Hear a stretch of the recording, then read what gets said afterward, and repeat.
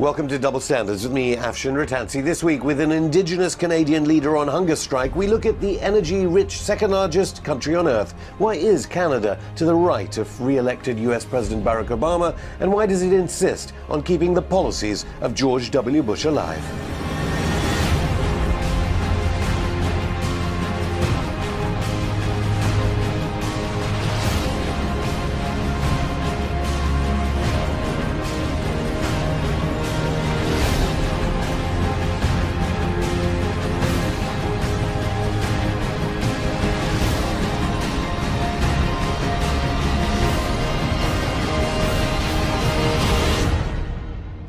The second largest country in the world, Canada, never used to have the reputation of being a warmongering pro-Zionist neocon state. But under Stephen Harper, it's become that. And we spoke to Alberta-based journalist Joshua Blakeney about what has gone so wrong.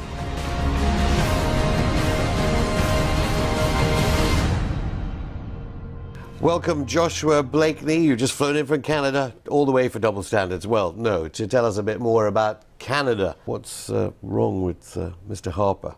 Yes, well, Canada's Prime Minister Stephen Harper, who has sort of taken over the Conservative Party and led it in a direction similar to that which the neocons took the United States in the US. I mean, obviously, one just has to look at Canada at the United Nations, where it's defending Israel constantly, apologizing for Israel's apartheid, war crimes, and its policy vis-a-vis Syria. You know, Canada is demonizing the Syrian government. A lot of Syrians in Canada are displeased with that. They feel that, you know, Canada should, take a more balanced approach to Middle East affairs. And so I think it has a lot to do with Canada's resources. Obviously, Canada has the third largest oil reserves in the world.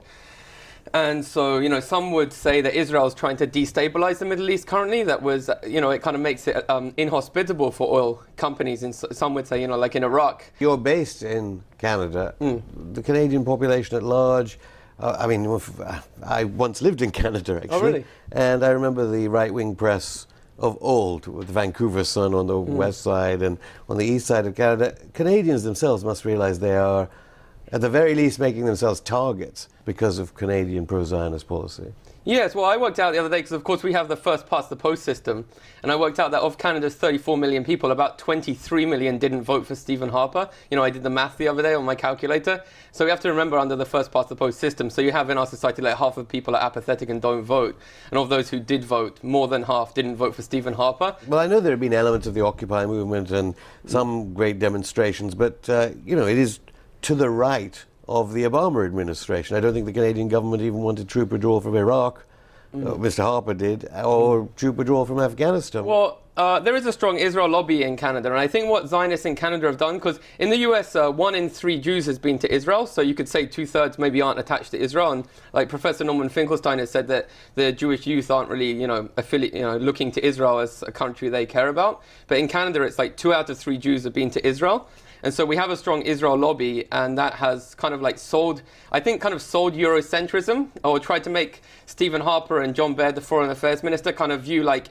But it's a tiny population. You're saying, that's where it becomes very dangerous, of course. You're saying they have a disproportionate control of resource elements and media within Canada. Yes, an individual... Zionists do. Zionists do, yeah, not Jewish people, but Zionists. I mean, an individual named Israel Asper owns 60% of the Canadian media until recently, and so just that fact alone is pretty astounding.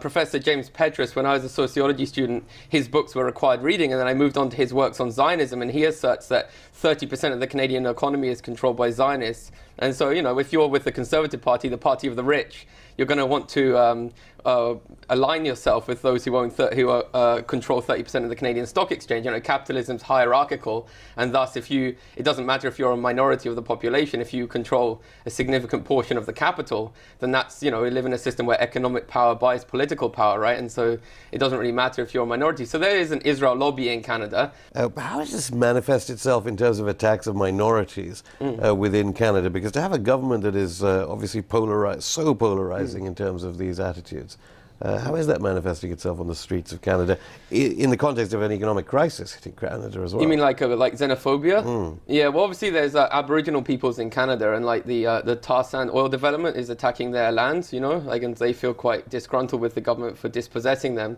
You know, Canadian Constitution says on Section 35 that Aboriginal rights should be recognised and affirmed, and that the treaties should be respected. Like Canada had like a treaty system where they struck treaties with the Aboriginals, which was actually quite a better way of doing colonisation, a bit more less murderous than what the US did. We'll have Aborigines writing in about that. But a lot of Aboriginals say, well, uphold these treaties. Like the Crown, Her Majesty gave us a pledge to, ask our consent. But the local politicians in Alberta and in Ottawa, they don't respect the treaties, right? So you have the supreme law of Canada and the Constitution saying we recognise and affirm Aboriginal and treaty rights, but who enforces this affirmation of Aboriginal rights? It doesn't, happen in practice. And so there's a big problem, right? The supreme law says one thing, but in practice, these oil companies go and, obviously control local politicians. And as I say, I think that really aligns with the Israeli policy for disrupting the Middle East and allowing Israel to retain hegemony in the Middle East. Because if they're dividing and ruling and fomenting sectarianism in the Middle East, like Suncor, a big Calgary-based oil company, just withdrew from Syria, right? So this policy, some would say what's going on in Syria is kind of a Zionist destabilization, initiative, right? Well, that's bad for oil interests, that they're withdrawing, and where are they going to go, right? Well, let's continue and expand our developments in Calgary. It's really devastating in Canada how, we have the third largest oil reserves, but no state-owned oil company. 1 million people in Canada now can't afford food and go to food banks just to eat. So I think you're painting quite a picture of the second largest country in the world. What a lovely place. Yes. Thank you very much, Joshua Blakeney, for coming on the show.